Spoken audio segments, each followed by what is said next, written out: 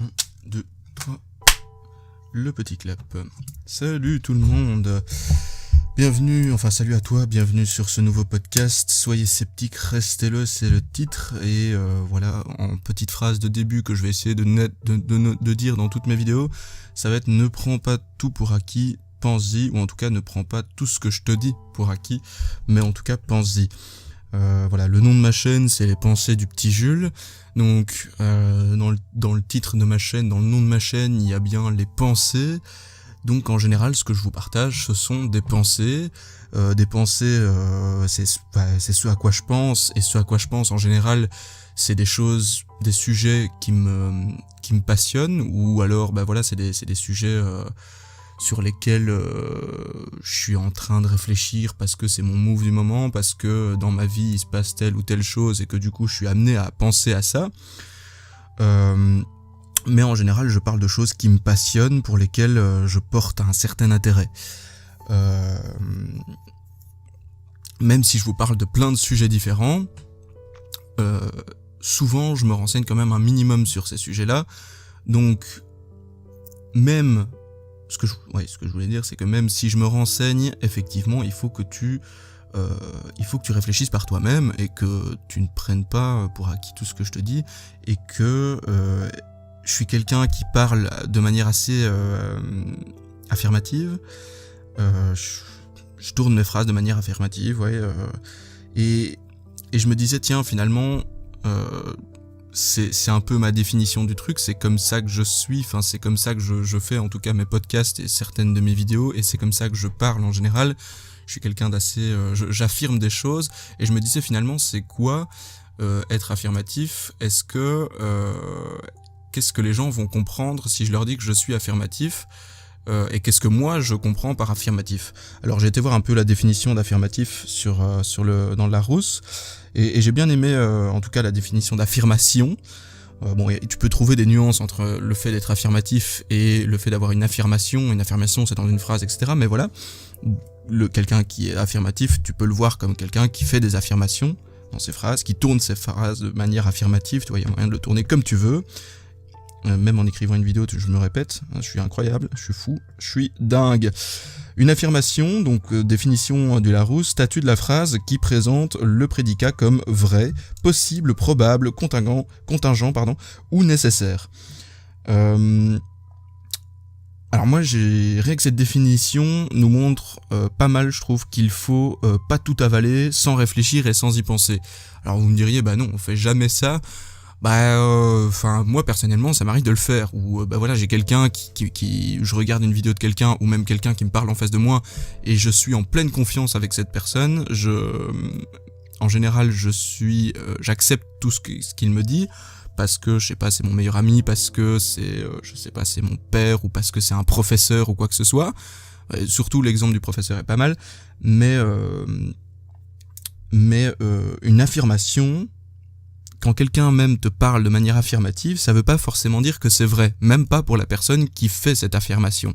Pour moi, j'ai bien aimé le côté de la définition où c'est du possible et du probable.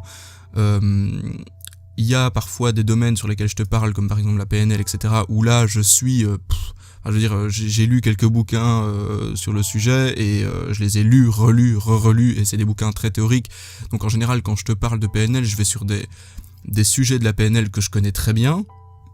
Attention, je connais pas la PNL, je peux pas faire une formation sur la PNL demain, c'est impossible, je suis nul à chier si tu vois ça comme ça. Mais les sujets sur lesquels je te parle de la PNL sont des sujets que je maîtrise. Enfin, voilà. Donc dans la définition, il y a le possible et le probable, et effectivement... c'est quelque chose qui me plaît. Oui, alors t'entends peut-être ma maman derrière, j'ai pas prévenu que je tournais, c'est pas grave. Donc une affirmation ne veut pas forcément dire que c'est la vérité. Tout ça pour dire que je ne prétends pas dire la vérité et donner des infos qui sont complètement vraies, mais en tout cas elles sont en général fortement possibles et probables avec ma réalité, ma façon de voir les choses, ma vision des choses. Voilà. Donc après, chacun a sa réalité aussi, chacun a sa vision des choses, et c'est à toi de réfléchir après et d'aller te renseigner un peu plus, ou en tout cas de réfléchir simplement, sans forcément te renseigner, mais de réfléchir si ce que je suis en train de te raconter c'est sensé pour toi, si ça a du sens, si c'est vrai, si c'est à remettre en cause en fonction de ta vie à toi, de ta vision des choses, de tes pensées. Donc voilà, chacun a son truc et moi je ne fais que te partager ce que moi je pense, après t'en fais ce que tu veux. Alors j'ai écrit ici, qu'est-ce que j'ai écrit ? Alors même si pour beaucoup de sujets que je traite, je me répète quand même si pour beaucoup de sujets que je traite, je me suis renseigné, un minimum, je t'invite à douter, à réfléchir, que l'info vienne de moi ou de quelqu'un d'autre, garde toujours une part de doute et forge-toi tes opinions et tes connaissances. Alors qu'est-ce que j'ai écrit ? Oui, c'est ça, pas seulement avec ce qu'on te dit, donc, mais aussi avec ce que tu penses, toi, et ce que d'autres gens pensent. Ne te contente pas d'une idée, d'une vision, élargis tes connaissances et ta conscience. Bon, après, entre conscience et connaissance, il y a les nuances, il y a les nuances qui sont présentes, c'est pas la même chose, mais pour moi, ça fait partie du petit lot de choses auxquelles tu dois penser et de choses auxquelles des choses que tu peux améliorer pour ne pas tout bouffer. Quand je dis ne pas tout bouffer, c'est pas bouffer tout ce qu'on te dit et le prendre pour acquis justement, et réfléchir par toi-même. Alors de tout ça, j'ai tiré une phrase qui est vraiment à la Jules, donc c'est un peu spécial, c'est pour ça que je vais te l'expliquer via un exemple. Conclure quelque chose à l'instant même où il vient de se terminer, c'est une erreur. Alors je te l'explique via quelque chose, tu vas voir, il y a un rapport. Tu te disputes avec quelqu'un, ou plutôt ce quelqu'un lance une dispute. Enfin c'est pas vraiment une dispute, puisque si tu rétorques pas dans mon exemple, ça le fait pas, mais voilà, si quelqu'un est agressif envers toi, pour toi il te dit des choses qui sont injustes, il va trop loin dans ses dires, ça ne te convient pas, t'as envie de réagir tout de suite, t'as envie de entre guillemets, comme on dit, de réagir au quart de tour et d'y aller, de foncer, de réagir. Et pour moi c'est une erreur, parce que justement t'as pas pris le temps de penser par toi-même, t'as juste pris ce qu'il t'a dit à toi, tu l'as bouffé et tu lui renvoies tout de suite une réponse sans même avoir forcément réfléchi, ou en tout cas c'est plus un côté instinctif que tu vas faire. C'est avec ce que tu avais en tête là et ce qu'il vient de te dire, tu vas reformuler un truc et lui recracher à la gueule ce qu'il vient de te dire. Bon, c'est peut-être pas le meilleur exemple, mais c'est un exemple pour te dire que c'est valable pour tout, tu vois, que ce soit que tu sois en train d'étudier un sujet, ou même que tu sois dans une situation de conflit, ça fonctionne aussi. Vaut mieux pas agir tout de suite, il vaut mieux réfléchir, prendre du temps, et oui, c'est un peu spécial, mais vraiment ça se fait. Enfin voilà, je te parle de ça parce que mon père est éducateur, il m'a parlé de ça, et c'est quelque chose qu'il applique.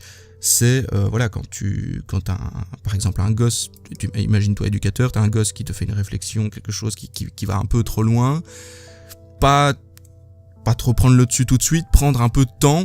Et ça peut se compter en minutes, voire en heures, hein. C'est pas, c'est vraiment, c'est vraiment prendre le temps. C'est pas réfléchir 2 secondes. Alors, non, c'est, tu prends vraiment du recul, quoi. Tu réfléchis vraiment. Et